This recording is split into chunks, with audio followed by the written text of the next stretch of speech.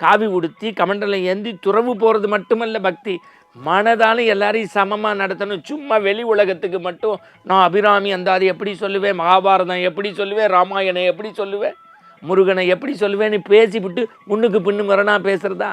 இல்லை இல்லை இல்லை இல்லை இல்லை. கடவுளை பற்றி விமர்சனம் செய்வதற்கு முன்பு இந்த தமிழகத்து பெருமக்களை உங்களிடத்தில் பணிவோடு சொல்கின்றேன். தொலைக்காட்சிகளில் ஒருவர் மின்னி மிளிர்ந்து வர்ணனை செய்கிறார் என்றால் அவர் எப்படி மருத்துவத்தில் வெற்றி பெற்றவராக இருக்க முடியும்? மருத்துவத்துறையில் சாதித்த ஒருத்தர் கண்டிப்பாக விளையாட்டினுடைய சிறப்பு குறித்து அதனுடைய தவறுகளை குறித்து எப்படி சுட்டி காட்ட முடியும்?